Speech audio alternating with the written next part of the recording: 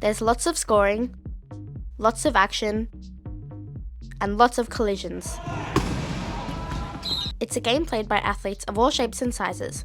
Wheelchair rugby, or Murderball as it's sometimes known, is one of the most exciting sports around, and until recently, it's been almost entirely played by men, but that's starting to change.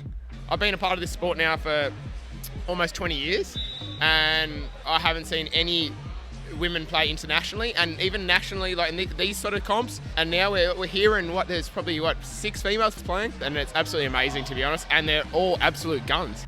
Last year's World Championships featured a record number of women with 13, and the Australian Steelers, who won the title, had 3 females in their side, the most of any country. So how does wheelchair rugby work? Well, it's played on a standard indoor basketball court, and a normal volleyball is used. There are 4 players from each team on the court, and, like regular rugby, the aim is to get the ball over the line to score.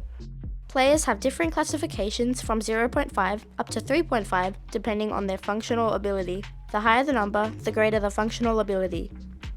At any one time, the 4 players on court must total no more than 8 classification points. The athletes involved in wheelchair rugby usually have some kind of spinal injury, cerebral palsy, have amputated limbs, or diseases such as MS or muscular dystrophy.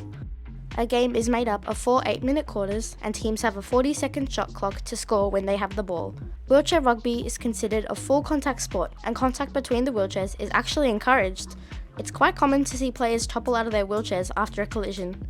While it may seem like a sport for people who just want to smash into each other, there's a lot of skill and strategy in wheelchair rugby as well. And this is where world champion Ella Sabljak thinks having more women involved could really have a benefit for the way that the sport is played. I think women add value to wheelchair rugby.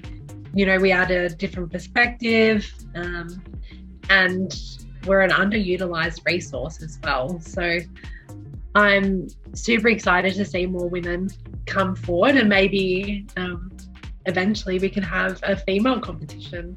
Earlier in 2023, the second ever women's only wheelchair rugby tournament was held in France, which Ella and a couple of other Aussies participated in. Ella told her way that France and Canada are leading the way in increasing female participation in the sport. There is hope that an Australian Women's League might start sometime in the near future. Riley Batt, a wheelchair rugby 2-time Paralympic and world champion, believes having more women involved is a great thing for the sport. And they give it to the guys.